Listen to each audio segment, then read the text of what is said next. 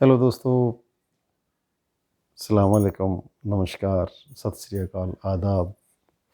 मैं आपका साथी, आपका दोस्त मंजीत एक बार फिर आपके सामने उपस्थित हूँ एक नया वीडियो लेकर। हम लोग अभी एचएसटी के बारे में ही बात कर रहे हैं और जितने भी पिछले वीडियोज़ हैं वो सारे एचएसटी के बारे में ही हैं। तो अभी जो नया हमारा वर्ज़न आ ही गया है 2.7.6, तो हम सब लोग इस पर काम कर रहे हैं और ऑलमोस्ट सब ने इस पर काम करना शुरू कर दिया है। इसमें जो पुरानी डेफिशिएंसीज़ थी वो मतलब पुराने जो बग थे वो निकाल दिए गए हैं, फिक्स कर दिया गया उन्हें। और बहुत सारी चीज़ें मैं पिछले अपने वीडियोज़ में बता चुका हूँ कि ऐसा तो होता ही रहेगा हमेशा। नई नई चीज़ें आती रहेंगी, नए नए वर्जन आते रहेंगे, पिछली कमियों को दूर किया जाएगा और फिर कुछ और कमियाँ निकलेंगी, फिर उन्हें दूर करने की कोशिश की जाएगी। तो काफ़ी अच्छा वर्ज़न है, बहुत सारी प्रॉब्लम्स हल हो गई हैं, लेकिन फिर भी नई नई परेशानियाँ तो आती ही हैं। खैर, इस वर्ज़न में अभी जो ये 2.7.6 है, इसमें सबसे बढ़िया जो ऑप्शन जो नए फीचर्स दिए गए हैं, उनमें एक फ़ीचर, एक पीएनआर चेक करने वाला फ़ीचर, हालाँकि 2.7.5 में भी था। और ये इतना अच्छा फ़ीचर है कि मतलब ऐसा कि हम लोग पीएनआर चेक कर सकते हैं और उसमें सारी डिटेल आ जाती है। पैसेंजर का इवन फ़ोन नंबर भी आ जाता है। और हम लोग जिस ट्रेन में वर्किंग कर रहे हैं, मान लीजिए कुछ पैसेंजर उसमें कभी एंटी हो रहा है या पूरा ग्रुप ही एंटी हो रहा है, तो हम लोग उस फ़ोन पर फ़ोन करके पता लगा सकते हैं कि कहीं ऐसा तो नहीं है कि आपने बोर्डिंग चेंज करना भूल गए या किसी और कारण से, या आगे से बोर्ड करने वाले तो नहीं हैं। तो ये बातें हमारे मतलब फ़ायदे की ही हैं और बड़ा अच्छा फ़ीचर है। नए वर्ज़न में जो नया सबसे बढ़िया फ़ीचर है, एक डेफ़िशिएंसी वाला, एक टीडीआर वाला। और डेफ़िशिएंसी वाला फ़ीचर जो है ये बड़ा अच्छा फ़ीचर है। पहले क्या होता था कि मान लीजिए एसी फ़ेलियर हो गया या प्रॉपर कोच नहीं है या कोई इलेक्ट्रिक फ़ेलियर हो गई, कुछ मतलब किसी प्रकार की डेफ़िशिएंसी पैदा होगी। ऐसी डेफ़िशिएंसी जो कि पैसेंजर के फेयर पर असर डालती है या उसका रिफ़ंड रेज़ करती है। तो ये जो नया फ़ीचर है ये बहुत अच्छा है। इसमें हम लोग मान लीजिए कभी हमारा एसी फ़ेलियर हो जाता है और तो हम लोग उसमें बहुत ऑप्शन है डेफ़िशिएंसी का। उसमें हम लोग कहाँ से कहाँ तक, कौन से कोच में, वो कोच आधा फ़ेलियर है, पूरा फ़ेलियर है, किस प्रकार का फ़ेलियर है, मेमो जो एसी मैकेनिक हमें देता है, तो ये सारी चीज़ें इसमें आ जाती हैं ताकि वो उसमें फ़ीड की जा सकें और उसी के आधार पर यात्रियों को रिफ़ंड दे दिया जाए। तो ये बड़ा अच्छा ऑप्शन है, अच्छा फ़ीचर है। पहले बड़ी दिक्कत होती थी, हम लोग अगर मान लीजिए कोच प्रॉपर कोच नहीं है या एसी फ़ेलियर है, तो हम लोग या तो सभी को रिफ़ंड सर्टिफ़िकेट देते थे या फिर डेस्टिनेशन पर जाकर, बहुत पुरानी बात है कि डेस्टिनेशन पर जाकर एक मेमो बनाकर देते थे। साथ में मैकेनिक का बना हुआ मेमो रहता था, वो जमा कर बुकिंग में देते थे और वो रिफ़ंड हो जाता था। ख़ैर, अब ये लेटेस्ट अगर हमारे पास टेक्नोलॉजी और हम लोग सब काम ऑनलाइन कर रहे हैं, तो फिर ये भी डेफ़िशिएंसी वाला भी काम-काज ऑनलाइन हो गया है। एक और नया फ़ीचर है टीडीआर का। बहुत सारे भाइयों को ये प्रॉब्लम, मैंने भी जब पहली बार देखा तो मुझे ऐसा लगा कि ये टीडीआर लिखा क्यों आ रहा है? तो टीडीआर अगर पैसेंजर यात्री अपना, जैसे मान लीजिए कि ट्रेन 3 घंटे से ज़्यादा लेट हो रही है, चार्ट बन चुका है और रिफ़ंड नहीं हो रहा है, तो पैसेंजर अपना टीडीआर फ़ाइल कर सकता है। टीडीआर फ़ाइल करता है तो हम लोग ऑटो फ़ेच अगर हमारे मतलब ऑप्शन में ऑन है, तो उसमें वो रिफ्लेक्ट होने लगता है कि इस पैसेंजर ने टीडीआर फाइल कर दिया है। तो हम लोग जान सकते हैं कि इस पैसेंजर के अगेंस्ट में टीडीआर फाइल हो चुका है।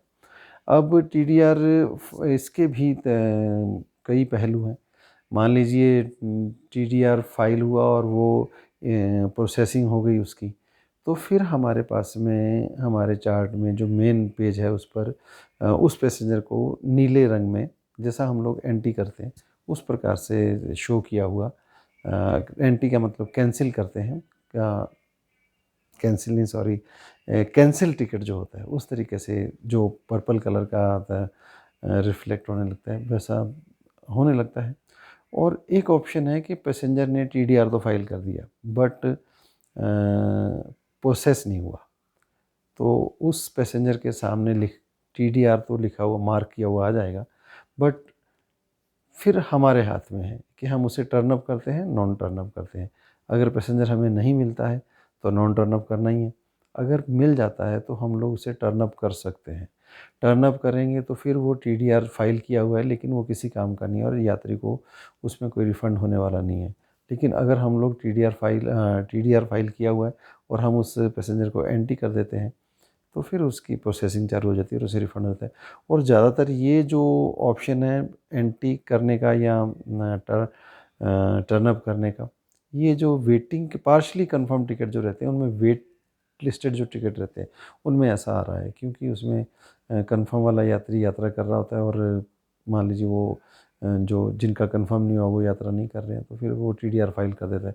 और एक बहुत साल पहले भी, हालांकि ये बात यहाँ करने की नहीं है लेकिन ऐसा कुछ लोग करते थे, ट्रैवल एजेंट कुछ ऐसा करते थे कि पैसेंजर यात्रा भी कर रहा होता था और उधर से रिफ़ंड भी क्लेम कर लेते थे, क्योंकि उन्हें मालूम था कि बहुत सारे कोच तो अनमैन्ड ही रहते हैं और अगर वो अनमैन्ड हुआ तो रेलवे रिफ़ंड कर देगी और नहीं अगर चेक हो गया तो चलो ठीक है अपना क्या जाता है, करके तो देख लो।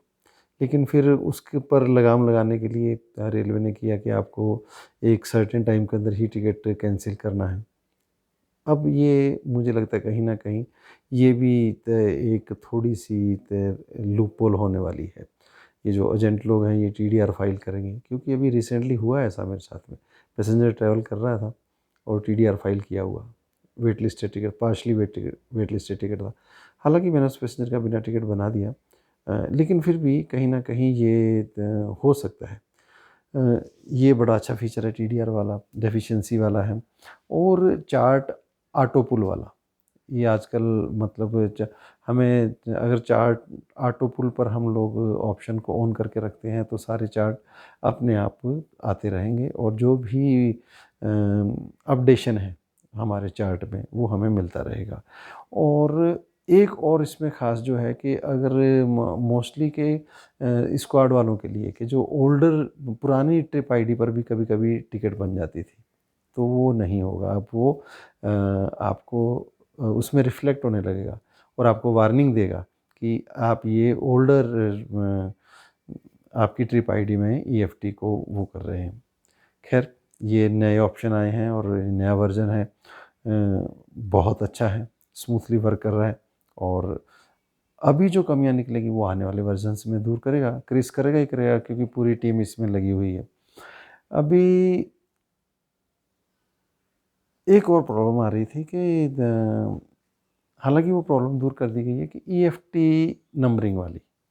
मान लीजिए एक किसी हमारे भाई के पास में एक से ज़्यादा ईएफटी इश्यू हैं, तो कभी-कभी ऐसा रहता था कि उसकी जो कंटिन्यूअस चल रही ईएफटी है, उसकी बजाय उसके पास जो ऑन हैंड नेक्स्ट ईएफटी है, वो अ, उसका नंबर क्लिक हो जाता था और उस पर वो अपनी ईएफटी प्रिपेयर कर देता था, जबकि फ़िज़िकली वो पुरानी ईएफटी में टिकट बना रहा होता था और इधर एचएसटी में नई ईएफटी में वो रिफ्लेक्ट होने लगती थी।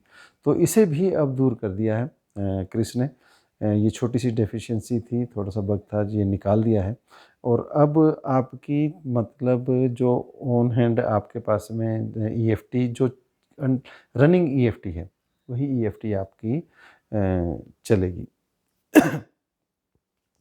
और एक मैं अपनी तरफ से भी सलाह देना चाहता था कि जैसे जो हमारा फर्स्ट पेज कह लीजिए या चार्ट का पेज कह लीजिए, जब हम लोग किसी भी कोच को चेक कर रहे होते हैं, तो मैं क्रिस को ये अपनी तरफ से एक सजेशन देना चाहता हूँ कि जो हमारी ऑन हैंड ईएफटी जिसे हम बनाने वाले होते हैं, ऑन हैंड नंबर जो रहता है, मतलब अनयूज़्ड ईएफटी का पहला नंबर, वो अगर हमारे चार्ट के एचएसटी के मेन पेज पर जब हम चार्ट खोलते हैं, अगर टॉप पर वो नंबर हमेशा रिफ्लेक्ट होता रहे, तो जब हम लोग ईएफटी बनाने लगे तो हमें पता लग जाए कि हम लोग उसके टैली कर सकते हैं इमीडिएटली कि ये ईएफटी हम लोग बना रहे हैं और यही मेरी रनिंग ईएफटी है।